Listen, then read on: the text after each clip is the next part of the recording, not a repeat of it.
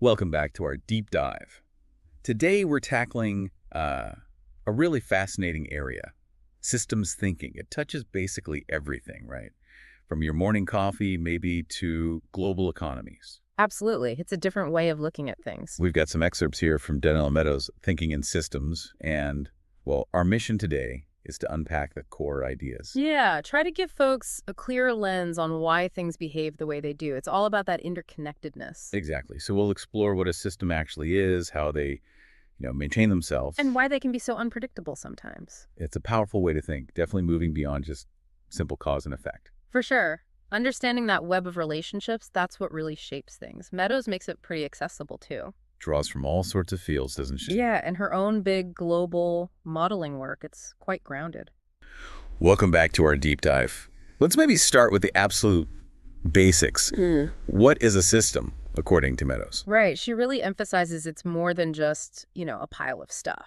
Okay, so the tree example she uses, roots, trunk, branches, leaves, those are the elements. Those are the elements, yeah. The Yeah. individual parts. But the system is how they're all connected. The interconnections. Exactly. How they interact, how the tree does its thing, taking in CO2, releasing oxygen, moving nutrients around, that whole web. And then there's the purpose, Right. what the system does. Right. For the tree, it's pretty clear. Growth, reproduction, basically survival. But Meadows also points out that a system shows behaviors that aren't just the sum of the parts, right? That's a key point. It adapts, it's dynamic, it often seems to have goals like preserving itself. It can even evolve. Like a flock of birds. Yeah, great example. Their collective movement, that pattern, is way more complex than just what one bird is doing. And the purpose isn't always what individuals intend either. That was Oh, interesting. definitely. The drug addiction example is powerful. Right. Nobody sets out to create a society with widespread addiction. No, but you combine the purposes of desperate individuals, maybe dealers looking for profit, even government policies trying to react. And boom, you get this complex system that's really hard to tackle. So our individual, maybe even rational actions can add up to something nobody actually wanted. Exactly. Like, leaders don't intend to cause a recession, but it can be an inherent pattern in the economic system's structure, or a company's own policies accidentally hurting its market share. She also stresses that changing the elements often has the least impact. Yeah, that's often counterintuitive. Like swapping players on a football team. Yeah. It's still a football team. Right. But change the interconnections, change the rules of the game itself, and you've got something totally different. Or the university example. Students come and go, professors change. But the core purpose, the structure, how things connect, that tends to persist, doesn't it? So this raises a big question then. If you want to understand or maybe even influence a system, Where should you focus? yeah, Meadows seems to argue for looking beyond just the individual parts. Definitely. Look at the relationships, the interconnections, and that overall purpose or function.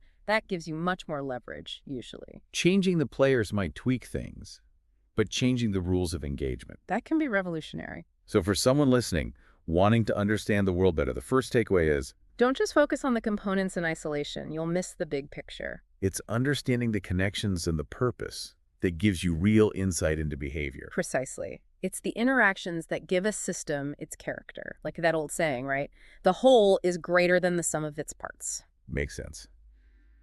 Welcome back to our deep dive. Okay, let's get into another really key concept from Meadows, stocks and flows. Right. And she uses that great simple analogy, the bathtub. Yeah, the bathtub. So the water level itself, the amount of water in the tub at any moment, that's the stock. That's the stock. Yeah. It's something you can measure, like right now, a snapshot. Okay. And the water coming in from the faucet That's your inflow. and water going down the drain. That's the outflow. And those, the inflow and outflow, are rates, how fast things are changing. Got it. So stocks are amounts, flows are rates. And the crucial thing is how they relate. Stocks go up or down based on the difference between the inflow and the outflow. Simple enough with a bathtub. Yeah, but that basic principle applies everywhere. Money in your bank account, fish in a lake, CO2 in the atmosphere, population. All stocks influenced by inflows and outflows. Exactly. Now, a key point she makes is that stocks change slowly. Right, because flows take time. You can't just snap your fingers and fill or empty that bathtub instantly. Right, there's a delay. And that delay is absolutely vital for understanding how systems behave over time, the dynamics. Like building up savings, you have to deposit money over time. It doesn't just appear. Or think of a huge iceberg melting. It takes ages. Or industrial capacity, you can't build factories overnight. Or cleaning up polluted groundwater that takes decades sometimes. And these delays, the fact that stocks change slowly, can create challenges, can't they? Oh, definitely. In managing systems, we might react to a problem way after it actually started. Or put a fix in place that takes a long time to work. And then maybe we overreact because we don't see immediate results, or underreact. It makes timing interventions tricky. But there's an upside to slow-changing stocks too, right? Stability. Absolutely. They act as buffers, providing stability. Like a whole forest doesn't just vanish overnight if there's a disturbance. Exactly. Or a population doesn't instantly lose all its skills or knowledge if, say, schools close for a short while. So the stock acts like a memory or a shock absorber. That's a great way to put it. And this sort of independence between the inflows and outflows allowed by the stock gives us some predictability. Even if the flows are bouncing around a bit day to day. Right. Imagine trying to run a grocery store. If your stock had to perfectly match customer purchases every single second, impossible. The inventory on the shelves of the stock provides that essential buffer. That independence is key. It lets systems function relatively smoothly despite short-term fluctuations. Think about your own body's energy. Right. I don't need to eat exactly the amount of energy I burn every single minute. Because your body has stored energy as stock to smooth things out, it provides that resilience. Welcome back to our deep dive. All right, let's dive into what you called the engine of system behavior, feedback loops. Yeah, these are absolutely central to understanding systems. Meadows breaks them down into two main types. Balancing and reinforcing. Right. And feedback here just means the result or the output of something the system does circles back to influence its own future behavior. Okay, so information from the current state affects future actions. Exactly. And these loops are what create all the dynamic behavior we see how a system regulates itself or how it sometimes spirals off in one direction. Let's start with balancing loops then. What's their deal? Balancing loops are all about stability. They try to keep a system close to a desired goal or state. Like a thermostat in a room. Perfect example. It senses the temperature, the stock, compares it to the set point, the goal, and if there's a difference, it turns the furnace on or off, adjusts the flow to bring the temperature back. So counteracts deviations, tries to maintain equilibrium. Precisely. Or think about your body maintaining its core temperature. If you get too hot, you sweat, too cold, you shiver. Balancing loops working to get you back to 98.6 or so.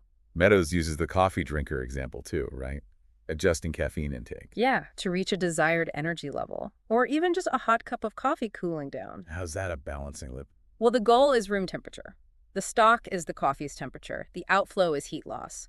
The bigger the difference between the coffee temp and the room temp, the faster the heat flows out. Ah, so the discrepancy drives the change. Exactly. It creates this homing behavior, always trying to move towards the goal state. So if you're managing a project, you'd see balancing loops trying to keep it on schedule or budget. Hopefully. You measure progress, compare it to the plan, and make adjustments if you're off track. And if those loops are weak or delayed, Then things can drift off target more easily. That stability is crucial. Markets correcting supply and demand imbalances, that's balancing loops too. okay, so balancing loops and stability, goal seeking. What about the other kind? Reinforcing loops. Reinforcing loops do the opposite. They amplify change. They lead to exponential growth, or sometimes exponential decline. Snowball effects. Exactly. The classic example is population growth. The more rabbits you have, The more rabid parents you have. the more baby rabbits you get, which leads to even more parents and so on. It's self-enhancing. Meadows also mentioned siblings kind of pushing each other's buttons harder and harder. Yeah, that back and forth escalation. Or rising prices leading to demands for higher wages, which then pushes prices up even further. A wage price spiral. These loops can really drive rapid change. Absolutely. Think viral videos. The more shares. The more visibility, the more shares it takes off. But real systems aren't just one loop or the other, are they? Almost never. That's the key. Real systems are complex webs of multiple reinforcing and balancing loops, all interacting, all with different strengths, maybe changing over time. And that's why system behavior can seem so surprising sometimes. Precisely. It's the interplay of all these different loops, some pushing for growth, others pulling for stability that generates the complex, often counterintuitive behavior we observe. Understanding which loops are driving the system at any given time is crucial.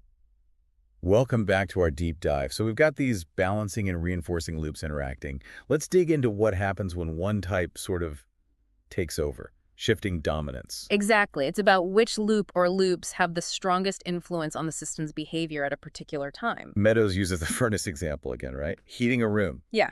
You've got the balancing loop, the thermostat, trying to maintain the desired temperature by controlling the heat inflow. But there's also heat flowing out of the room to the colder outside. Right. And if that outflow of heat becomes really strong, say it's incredibly cold outside, or you leave a window wide open. Then the furnace, even running full blast, might not be able to keep up. Exactly. The heat loss flow becomes dominant over the furnace's inflow.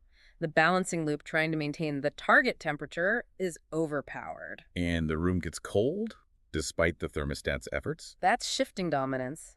The loop controlling heat loss has taken over from the loop controlling heat gain, determining the room's temperature. Okay, that makes sense. She also uses population growth. Yeah, another great illustration. Initially, in many populations, the reinforcing loop of births dominates. More people lead to more births, lead to exponential growth. Right, but there's also a balancing loop, people dying. For a long time, the birth loop might be much stronger. But what happens if, say, fertility rates fall? If the birth rate falls to the point where it roughly equals the death rate, then neither loop really dominates. And the population stops growing exponentially. It stabilizes. It reaches what Meadows calls a dynamic equilibrium. The inflows, births, balance the outflows, deaths, and the stock population holds steady, more or less. So the dominance shifted from the reinforcing birth loop to a state where neither loop is clearly winning. Exactly.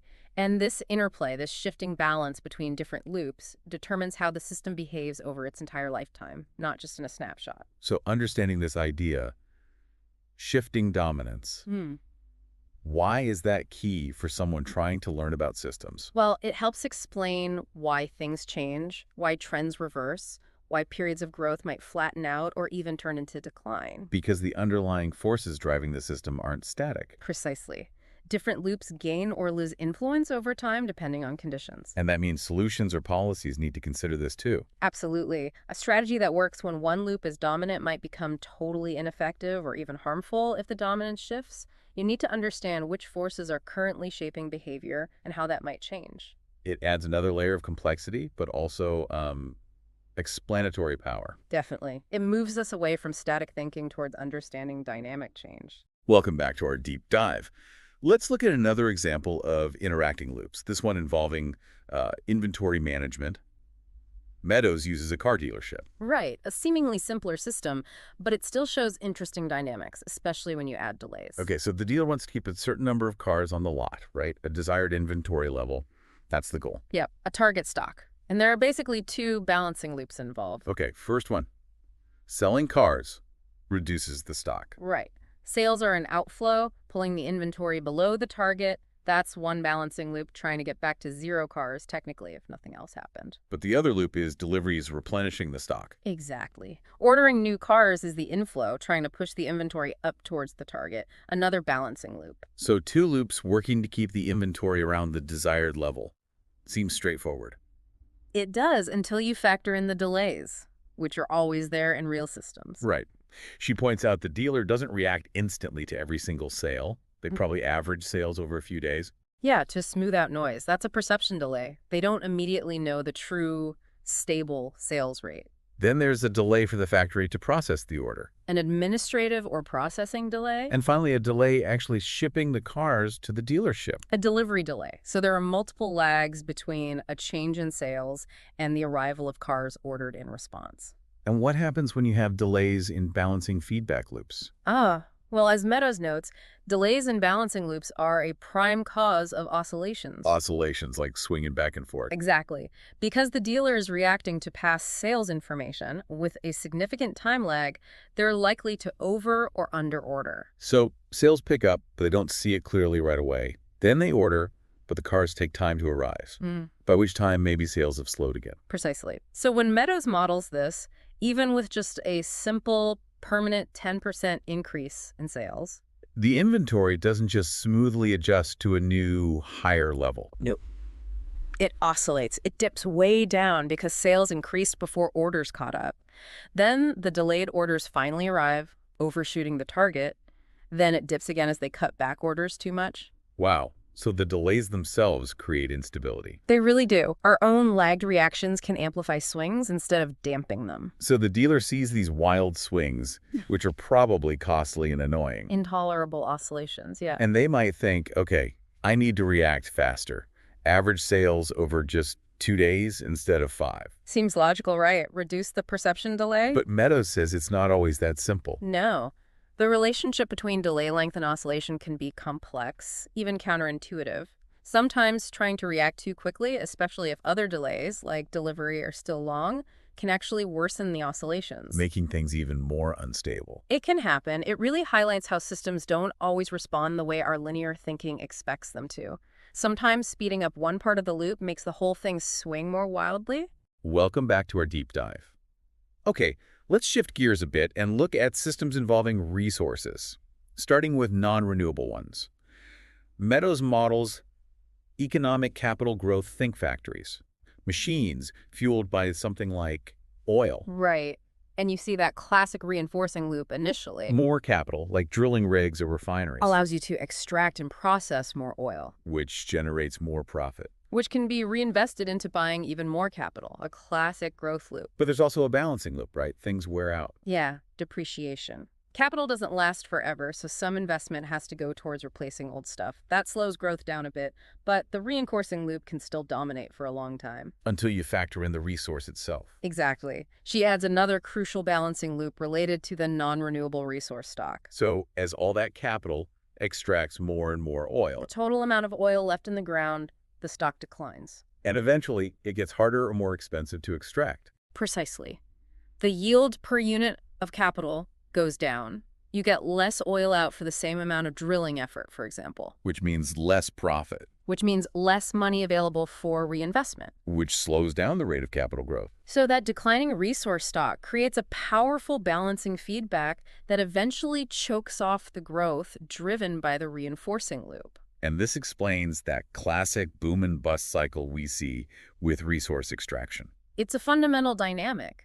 Initial exponential growth hits that hard limit imposed by the finite resource. You get a peak, and then as the resource gets scarcer and costs rise, activity declines. And Meadows points out something interesting. The bigger the initial resource stock or the more discoveries you make. The longer that growth phase can last, the reinforcing loops can outpace the control loops for quite a while. But the downside is, When the peak is finally reached, the subsequent fall can actually be earlier, faster, and steeper than if the resource was smaller to begin with. You've built up more capital that's now dependent on a rapidly depleting resource. that has pretty big implications for economies built heavily on non-renewables. It strongly suggests that relying solely on them isn't sustainable long-term. The system dynamics themselves point towards an eventual decline or a necessary transition. Okay, so how does this compare to a renewable resource? She uses a fishing economy example. Right. Here, the resource stock itself, the fish population, has its own internal reinforcing loop. Fish reproduce. Exactly. They regenerate up to a point determined by the environment's carrying capacity, And the economic capital is the fishing fleet boats, nets, etc. which also has its reinforcing loop. Catching fish leads to profit, leads to investment in more boats. But it's constrained by the fish. It should be. The potential for harvesting is limited by how many fish there are and how quickly they regenerate. So initially, as you build up a fishing fleet, you can catch more and more fish, assuming the population is healthy. Yeah, the harvest can grow significantly. The fish stock supports the economic growth. But what happens if the fleet gets too big?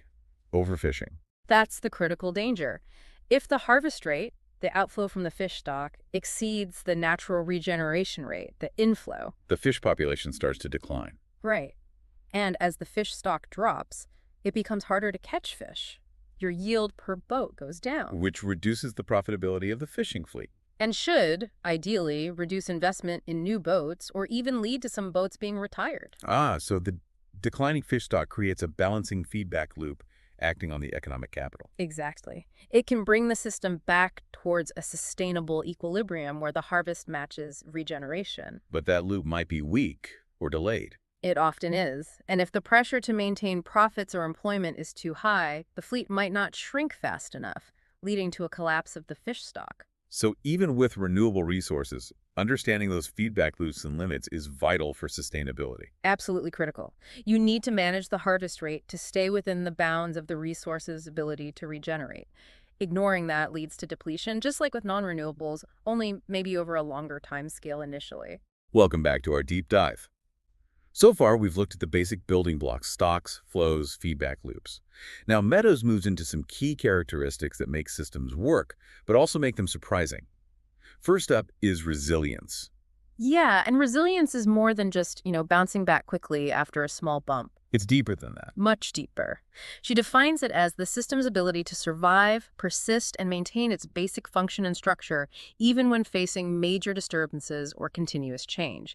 It's kind of the opposite of fragility. Okay. And where does this resilience come from? It comes from the richness and diversity of the system's structure, particularly its feedback loops. So not just one balancing loop keeping things stable, but many. Exactly. Many loops, working through different mechanisms, maybe at different speeds, often with built-in redundancy. If one pathway gets blocked or fails, others can take over. Like her example of a diverse financial portfolio. Yeah, if one type of investment tanks, the others might hold up, cushioning the overall blow. The diversity provides resilience. Or a natural ecosystem. A forest with many different types of trees, insects, fungi, bacteria. If a disease hits one species, the whole forest is much more likely to survive and eventually recover than if it were just a monoculture of one tree type. That diversity provides multiple pathways for energy flow and nutrient cycling. She even talks about meta-resilience, loops that fix other loops. Right. Feedback loops that can actually restore or rebuild other damaged feedback loops. And even meta-resilience, learning and evolving new structures. Yeah, the capacity to learn, create, design, and evolve even more complex ways to maintain stability and function. This leads very naturally into the idea of self-organization. But before we get there, what's the implication for how we manage systems, if resilience is so important? Well, Meadows argues strongly that we often manage for the wrong things. We push for maximum short-term productivity or efficiency or stability in a narrow sense. And in doing so, we might actually be reducing the system's underlying resilience. Exactly. Think about modern agriculture focusing on just a few high-yield crop varieties, monocultures. They might be super productive under ideal conditions. But they're incredibly vulnerable to a single pest or disease or a changing climate. They lack resilience. Right. Sacrificing diversity and redundancy for short-term optimization can make the system brittle in the long run. So, managing for resilience, deliberately maintaining diversity, redundancy, multiple pathways should be a key goal, even if it seems less efficient sometimes. Welcome back to our deep dive. All right, so resilience leads us to self-organization. What does Meadows mean by that? It's basically the capacity of a system to make its own structure more complex, to generate new patterns and behaviors spontaneously without external control or a detailed blueprint. Wow, that sounds most magical. It can seem that way, but it's a fundamental property of life. Think about it. A single fertilized egg contains the instructions, but the way it develops into an incredibly complex organism involves countless self-organizing processes at the cellular and tissue levels. Okay, so a seed sprouting into a plant. That's self-organization, a baby learning the incredibly complex rules of grammar just by listening. Self-organization. A community coming together after a disaster to figure out how to help each other, setting up new ways to communicate or share resources. Also self-organization. It's everywhere, isn't it? It really is, from snowflakes forming intricate patterns to crystals growing even in non-living systems. It's this ability to create order and complexity from within. So if systems can do this amazing thing on their own, what does that mean for us trying to interact with them? It suggests maybe our role isn't always to impose control from the outside. But more to foster the conditions for self-organization. Exactly. Encourage it, enable it, get out of its way sometimes. Meadows notes that rigid hierarchies or overly tight controls can suppress this natural tendency. Though maybe not eliminated entirely. Probably not. Life finds a way, as they say. But understanding and respecting a system's capacity to organize itself is crucial. She mentions that systems theorists initially found it a bit mysterious. Yeah, it seemed hard to pin down. But now, with complexity science and better modeling, we're getting more insight into how relatively simple underlying rules or interactions can lead to incredibly diverse and complex outcomes over time. Like in technology evolving, or social structures, or cultures. All examples where self-organization plays a huge role. She also talks about organizing principles, sort of underlying themes or forces that guide this process. Like a dominant technology shaping economic change. Yeah, that could be an example of an organizing principle that channels the self-organizing energy of the economy in certain directions. It's a powerful, pervasive force in the world. Welcome back to our deep dive. Okay, another key characteristic Meadows discusses is hierarchy. And she uses that funny Jonathan Swift poem. Yeah, big fleas have little fleas upon their backs to bite them, and little fleas have lesser fleas, and so ad infinitum. A vivid way to picture nested systems, right? Subsystems within larger systems. Exactly. It's how much of the world seems to be structured. Cells make up organs. Organs make up an individual. Individuals make up families or teams. Families make up communities, and so on, layers upon layers. And this hierarchical structure isn't accidental. It confers some major advantages. She uses that great watchmaker parable. Oh, right. Tempest and Hora. Remind us. Okay, so both make complex watches with, say, 1,000 parts. Tempest tries to assemble the whole thing piece by piece. If he gets interrupted, the phone rings, bangs, half-finished assembly falls apart, and he has to start over. Sounds frustrating. Mm-hmm. And slow. Very. Hora, on the other hand, designs his watch differently.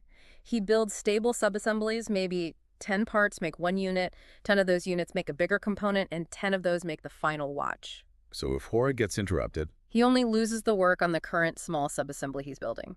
The finished ones are stable. He can put it down, take the call, and pick up right where he left off. much faster, much more efficient. And much more resilient to disruption. That's the power of hierarchy with stable intermediate forms. It allows complex systems to be built up much more effectively. So hierarchy provides stability and resilience. And it also makes systems more efficient in how they handle information and control. How so? Well, within a hierarchical system, the connections inside a subsystem are usually denser and stronger than the connections between different subsystems. Okay, like the parts of my liver interact more intensely with each other than my liver as a whole interacts with my foot. Basically, yes. This arrangement means that higher levels only need to deal with the aggregated information or behavior of the lower levels, not every tiny detail. It reduces the information load and speeds up responses. Minimizes feedback delays, too. Exactly. And this structure, what she calls partial decomposability, is what allows science to work in many ways. We can study the liver relatively independently of the foot because they are distinct subsystems. Reductionism relies on this. It does. But, and this is a huge, but Meadows warns us not to forget the connections between the subsystems and the influence of the higher levels on the lower ones. So study the liver fine, but don't forget it's part of a whole body, influenced by diet, circulation, nerves, hormones from other parts. Precisely. Subsystems have some independence, but they aren't totally separate. Ignoring those cross-level interactions and the context of the larger system is where reductionism can lead us astray and cause those unwelcome surprises. Hierarchy is efficient, but we need to see the whole structure, not just the isolated parts. Welcome back to our deep dive. All right, we've covered structure and some key properties. Now let's get into why systems, despite our best efforts to understand them, so often surprise us. Yeah, this is where things get really interesting and maybe a bit humbling. Meadows points out that even though we know a lot about how the world works, Our knowledge is still incomplete. definitely, and maybe more importantly, our mental models, the way we think about how things work, are often way simpler than the reality. They frequently fail to capture the true complexity. Though we get blindsided. Pretty often, yeah. Yeah. Understanding why we get blindsided can help us be a bit more effective, maybe a bit more cautious. So what are some of the reasons she gives? She warns against just focusing on short-term events, right? Yes. Big one. We tend to react to the latest crisis or data point, but systems thinking urges us to look for the longer-term patterns of behavior. What's the trend over time? And then dig deeper to understand the underlying structure that's causing that pattern. Exactly. Events come from behavior patterns, and behavior patterns arise from system structure, those stocks, flows, and feedback loops. Focus on the structure. She also mentions being aware of the boundaries we draw. Uh-huh. We often draw lines around a problem for convenience, but the real system might be much bigger, and influences cross those imaginary lines. And the limits of our own rationality. We're not perfectly logical computers. Nope. We'll get into bounded rationality more, but yeah, our thinking is limited. And then there are things inherent in the systems themselves. Limiting factors we ignore. Nonlinear relationships where cause and effect aren't proportional. The huge impact of delays, which we seem to consistently underestimate. And overlooking those key properties we just talked about. Resilience, self-organization, hierarchy. If our mental model misses those, we're bound to be surprised. She had a specific critique about economics too, didn't she? Relying too much on analyzing flows. Yes, focusing just on flows of money or goods, using statistical analysis to see how one flow correlates with another without fully appreciating the role of the underlying stocks. Like trying to understand a thermostat just by measuring the flow of heat in and out of the room. Exactly. You'd miss the whole point. The thermostat isn't reacting to the heat flow itself, it's reacting to the room's temperature, comparing it to the goal. So you need to understand the state of the stock and the goal-seeking feedback loop to understand the flows. Precisely. Just correlating flows with other flows can give you spurious results or miss the real drivers. You have to understand the stock and feedback structure that generates those flows. It's a call to look deeper than surface trends. Welcome back to our deep dive. Okay, one huge source of surprises Meadows highlights is our tendency to think linearly in a world that's often profoundly nonlinear. This is a big one. Our brains seem wired for linear thinking. It's simpler. Meaning, we expect cause and effect to be proportional. Double the input, double the output. Yeah, add 10 pounds of fertilizer, get 5 extra bushels of corn, add another 10 pounds, get another 5 bushels. That's linear. Simple, predictable. But real systems are very often nonlinear. Double the input might give you way more than double the output, or way less. Or maybe hit a threshold where it has almost no effect, or even a negative effect. The relationship isn't a straight line on a graph. Exactly. The rules of the game can change depending on where the system is. Which makes prediction much harder. Much harder. But it's also what gives systems their richness and complexity, their ability to behave in surprising ways. What are some examples she gives? Traffic flow. Yeah, classic example. Adding one more car to a highway that's flowing freely might have almost no impact on travel time. But add one more car when it's already near capacity. And suddenly, boom, gridlock. The system flips into a completely different state. A tiny change triggers a massive nonlinear response. Or soil erosion versus crop yields. Right. You might lose a little topsoil each year with little impact on yield until you cross a threshold and suddenly yields plummet. Advertising impact too. Often shows diminishing returns. The first $1 million spent might have a huge impact, the next million less, the 10th million maybe very little. It's nonlinear. And these nonlinearities are connected to that idea of shifting dominance we talked about. Absolutely. Nonlinearities are often why dominance shifts between feedback loops.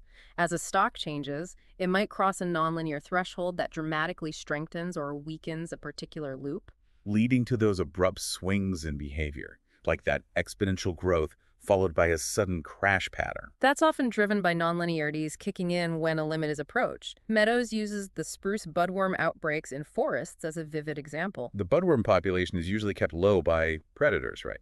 A balancing loop? Yeah, birds mostly. But the budworms have a reinforcing growth loop too. And the bird's ability to control them is nonlinear. They can only eat so many worms per day. So if the worm population gets above a certain threshold, the birds become overwhelmed, their balancing control collapses, and the reinforcing loop of worm reproduction takes over, leading to a massive outbreak that defoliates the forest. Until the worms run out of food and their population crashes. Another nonlinear effect. Exactly. And then the forest recovers, the birds come back, and the cycle might repeat decades later. It's driven by these nonlinear thresholds. And this has implications for how we intervene, doesn't it? Like spraying pesticides for the budworm. Big time.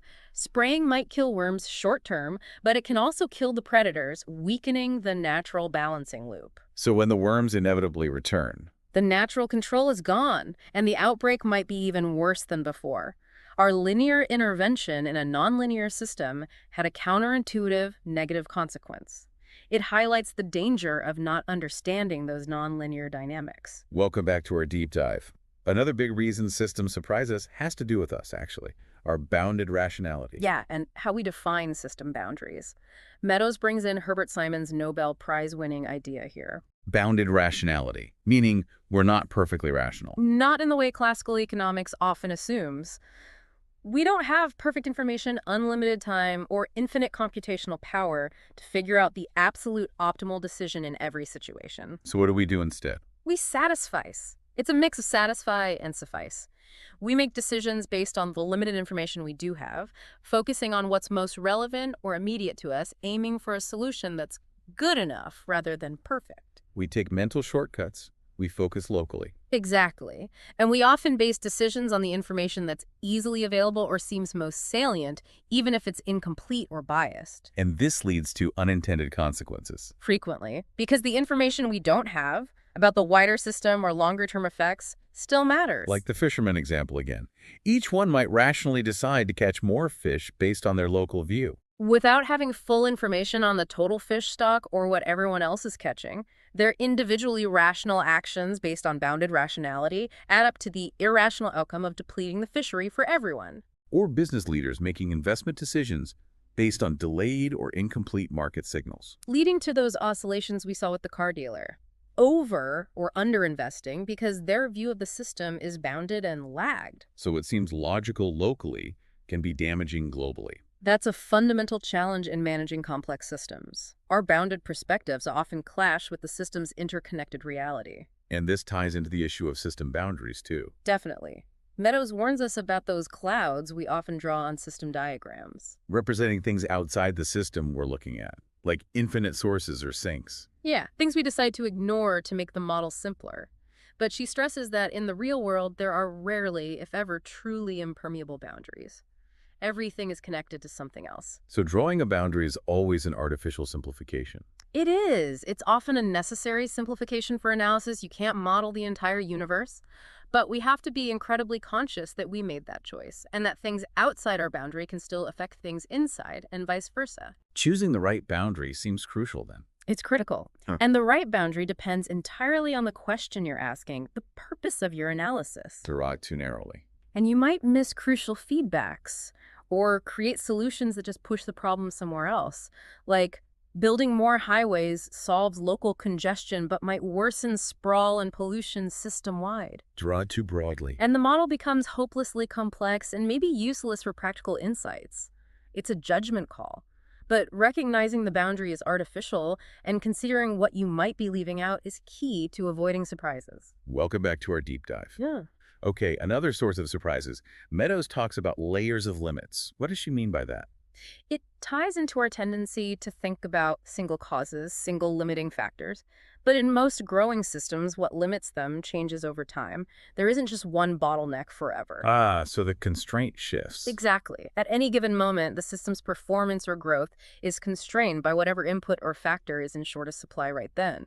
But if you alleviate that constraint, Something else becomes the new limiting factor. right, there are layers of potential limits. She uses Jay Forrester's model of corporate growth as a great example. Okay, so a company starts growing fast. Maybe initially the limit is just raw production capacity. They can't make the stuff fast enough to meet demand. So they invest in more machines, bigger factories. Problem solved. For now. But maybe then the next limit becomes finding enough skilled labor to run those machines. Okay, so they launch a big hiring and training program. Great. But now, with more production and more staff, maybe the order fulfillment system gets overloaded. They can't ship things efficiently. That becomes the new bottleneck. So growth happens in stages, hitting one limit after another. Often, yes. And if management fails to anticipate or react quickly to these shifting limits, growth can stall unexpectedly. You fix one problem, only to run smack into the next one. Understanding this dynamic seems crucial for managing growth then. Absolutely. In any developing system, a business, an ecosystem, maybe even personal development, you need to constantly ask, what's the current limiting factor? And if I fix that, what's likely to be the next one? It requires dynamic thinking. And this ties back into delays too, doesn't it? Underestimating how long things take. Big time. Meadows quotes Václav Havel about things needing time to mature, to grow properly. We're often impatient. And she mentions Jay Forrester's slightly tongue-in-cheek rule of thumb for estimating delays. Yeah. Take your best guess for how long a delay is in a system and multiply by 3. We consistently underestimate them that badly. It seems so. We underestimate construction times, delivery times, the time it takes for policies to have an effect, the time it takes for pollution to clear. And these underestimated delays, as we saw with the car dealer, cause those oscillations. They're a major cause. Responding too late or responding based on old information leads to overshooting and undershooting the mark. We're constantly reacting to a state that's already changed. So dealing with systems requires patience, a long-term view. Definitely. Recognizing that effects might take a long time to appear, and that quick fixes might be based on outdated information or might not account for the full lag in the system. Trying to force complex systems to respond instantly often leads to trouble. Welcome back to our deep dive. Now, Meadows gets into specific, common patterns of problematic behavior, which she calls system traps. These are structures that reliably produce undesirable outcomes. The first one is policy resistance. Right, sometimes called fixes that fail. This is that frustrating situation where you try to fix a problem, maybe multiple actors try multiple fixes, but the system just seems to push back. The problem persists year after year, despite everyone's efforts. Exactly. It feels like wading through mud. You put in effort, but the overall situation doesn't really change much. And why does this happen? Often it's because the different actors in the system have conflicting goals, and their actions, while rational from their own perspective, end up canceling each other out or maintaining the unwanted status quo. The feedback loops are working against each other, keeping the system stuck. Her example is trying to reduce drug supply on city streets. Yeah. Law enforcement tries to crack down, one intervention. Addicts still need the drugs and find ways to get them, countervailing pressure. Dealers adapt tactics to avoid arrest, another adjustment. Maybe treatment programs try to reduce demand, another intervention. But all these efforts might just keep the overall level of drug activity stubbornly stable because the underlying drivers and conflicting goals haven't really changed. So everyone's pushing and pulling, but the net result is gridlock. Pretty much. The system resists the policy changes because the underlying structure, driven by those conflicting goals, remains intact. So how do you escape this trap? Just push harder. Usually not. That often just increases the resistance.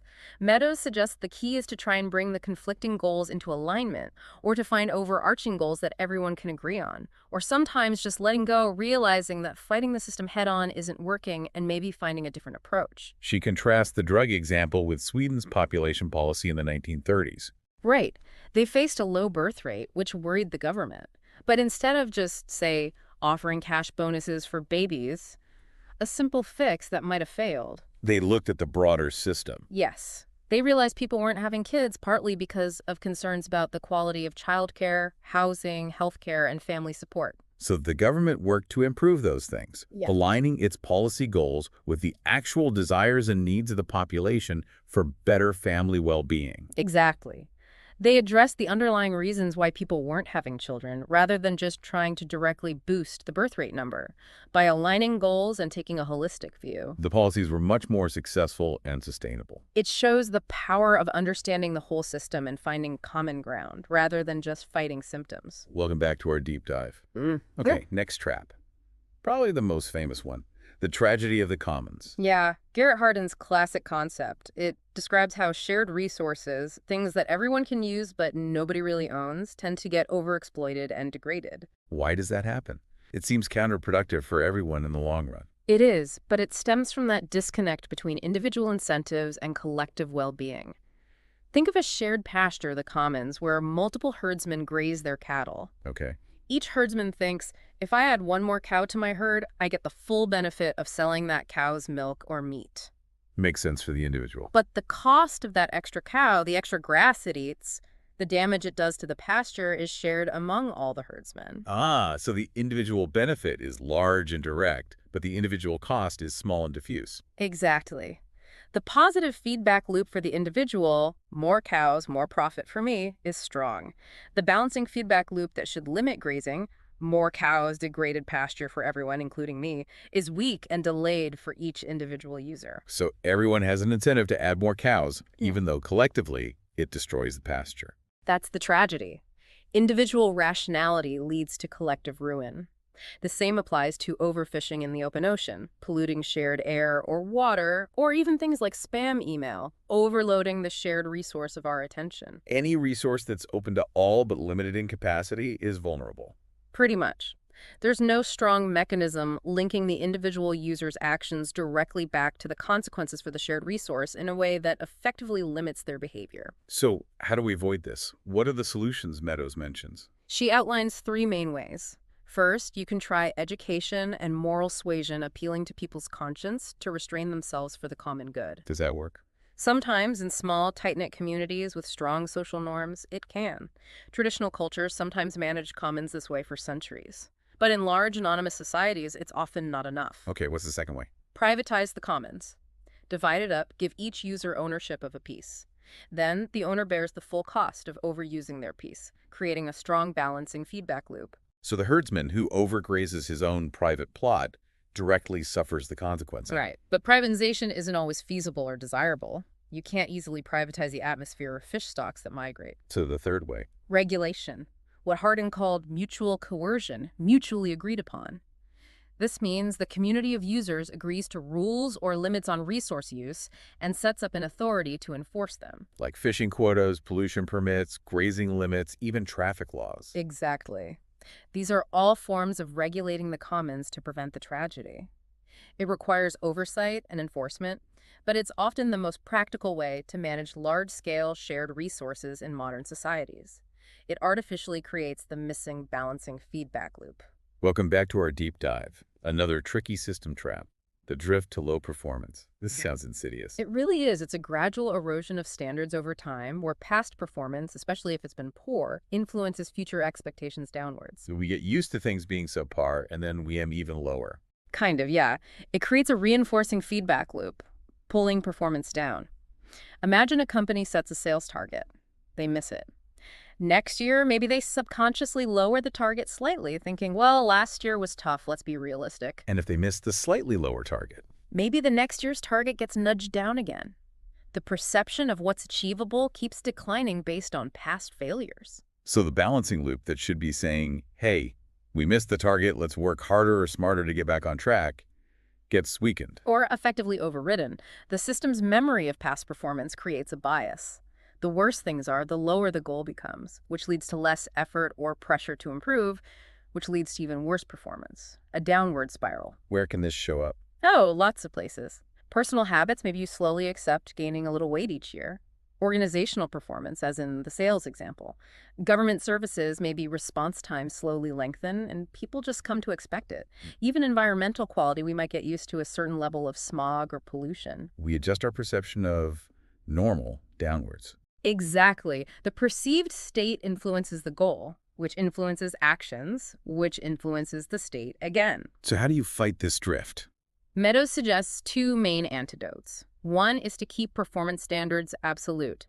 Judge performance against what should be, or what was originally intended, regardless of what happened last year. Don't let past failures dictate future goals. Hold the line on standards. Right. Or, even better, she suggests making goals be influenced by the best performances of the past, not the average or the worst. Aim high based on what's possible. Exactly. If you consistently set your goals based on peak performance or best practices, you can actually create the opposite effect, a reinforcing loop driving performance upwards, a drift to high performance. So it's about consciously setting and maintaining standards and not letting temporary setbacks erode expectations. That seems to be the key. Resisting that subtle psychological pressure to lower the bar just because things haven't been perfect lately. Welcome back to our deep dive. Okay, next trap. Escalation. This sounds like conflict. It often is. Escalation happens when one party's actions are competitively driven by trying to stay ahead of or beat another party who is doing the same thing in response. Like an arms race. That's the classic example. Country A builds more missiles because they see Country B building missiles. Country B sees A's buildup and builds even more.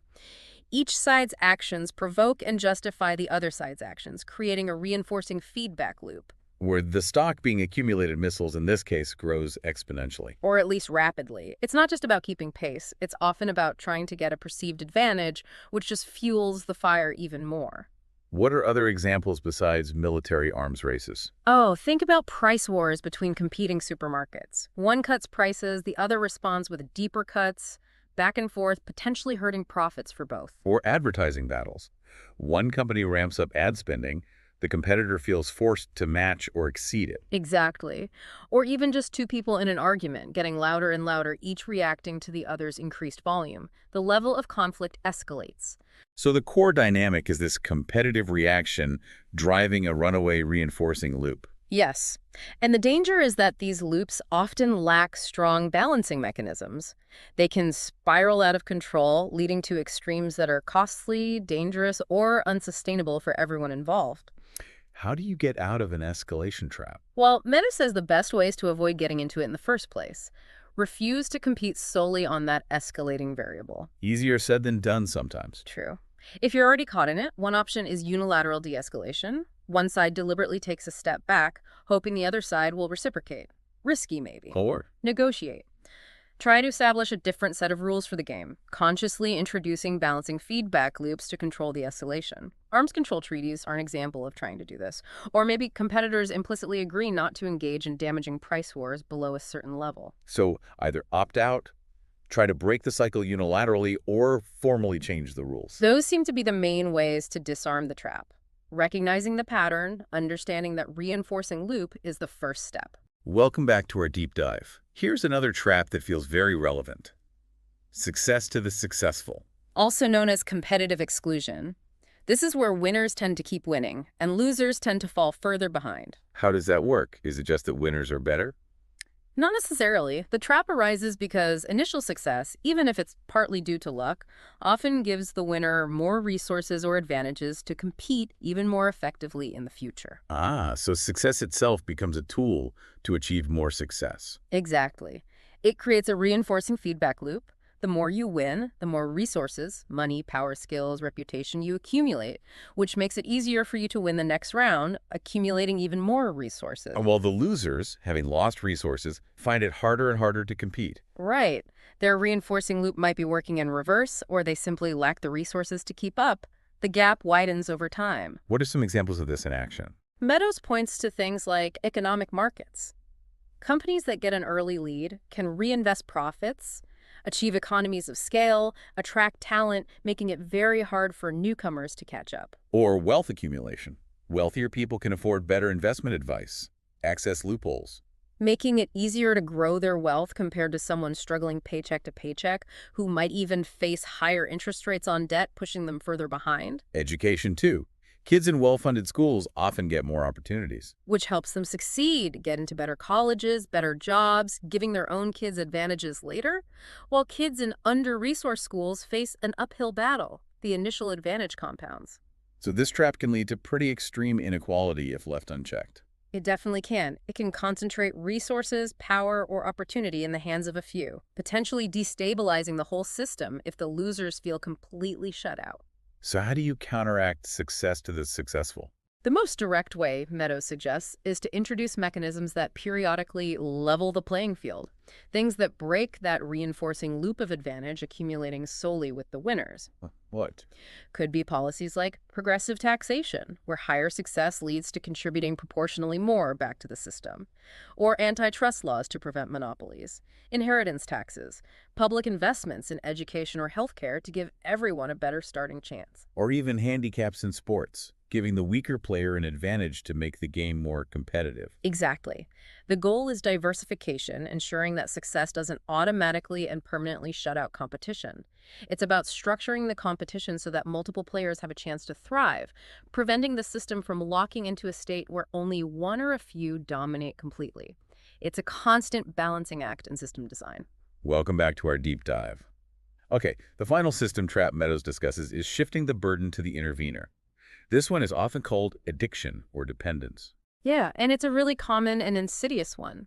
It happens when a problem arises, and instead of fixing the underlying cause, an intervention is introduced that just alleviates the symptoms. Okay, that sounds helpful initially. It often is in the short term, but the trap springs when that intervention, by masking the symptoms, actually weakens the system's own ability to solve the original problem. How does it weaken the system? Because the pressure or the feedback signal that would normally push the system to fix itself is relieved by the external intervention. The system forgets how to deal with the issue, or the capacity to deal with it atrophies. And then it becomes dependent on the intervention. Exactly. The burden of keeping things functional shifts from the original system to the external intervener, like an addiction. What are some examples she uses? Think of industries that become perpetually reliant on government subsidies to survive. The subsidy, the intervention, keeps them afloat, but might prevent them from making the fundamental changes needed to become competitive on their own. Or farmers becoming dependent on chemical fertilizers. Right. The fertilizer boosts yields short term, relieves the symptom of low fertility, But it might degrade the soil's natural ability to maintain fertility over time, making the farmer more reliant on chemicals in the future. Or even societies becoming dependent on cheap oil. That intervention, cheap, easy energy, fueled incredible growth, but perhaps slowed down the development of energy efficiency or alternative sources, weakening the system's ability to cope when oil inevitably becomes less cheap or available. So the intervention becomes a crutch that weakens the leg. Perfect analogy. And over time, it gets harder and harder to remove the crutch because the system has become adapted to it and lost its own strength. So how do you avoid or escape this trap? Meadows is clear. Be very wary of interventions that only address symptoms without tackling the root cause. Ask, is this solution strengthening the system's own capacity, or is it weakening it by taking over its function? The focus should be on fixing the underlying problem. Ideally, yes. Or, if an intervention is necessary short-term, it should be designed explicitly to help restore the system's own ability to manage, with a clear plan for phasing out the intervention eventually. So if you're the intervener, your goal should be to make yourself unnecessary. That's the long-term goal if you want to avoid this trap. Empower the system, don't just prop it up indefinitely. It requires distinguishing symptom relief from fundamental restructuring. Well, that brings us, I think, to the end of this initial deep dive into systems thinking, drawing from Donella Meadows. Wow. We've covered a lot of ground, but really, as you say, just scratching the surface of her work. But hopefully, folks now have a foundational understanding. Systems as, more than just parts. It's about the interconnections and the purpose. The importance of stocks and flows, those buffers and rates of change. And those crucial feedback loops. The balancing ones striving for stability, the reinforcing ones driving change. And how their shifting dominance really shapes the behavior we see over time. Plus, we explored those key system characteristics like resilience, self-organization, and hierarchy. And dug into some of those common, tricky system traps: policy resistance, tragedy of the commons. Drift to low performance, escalation, success to the successful. And that final one, shifting the burden or addiction. Recognizing those patterns is a big step. Definitely. Hopefully this whole exploration has sparked some aha moments for listeners. Maybe given a fresh perspective on the complexities all around us. Yeah, thinking about how these concepts might apply in your own world, managing a team, understanding market trends, even family dynamics. It really is just the start of a fascinating way to look at things, isn't it? Understanding these underlying structures. It really is. So maybe a card for listeners to ponder. Huh. What systems in your life are you looking at differently now? What surprising behaviors might suddenly make a bit more sense through this lens of interacting loops and delays? Yeah. Keep exploring these ideas. They're incredibly powerful. Absolutely. Keep digging. And maybe think about this. Meadows goes on to talk about leverage points places in a system where a small change can have a really big impact, understanding where those are. Well, that's where systems thinking becomes truly empowering for making change happen, something to look forward to.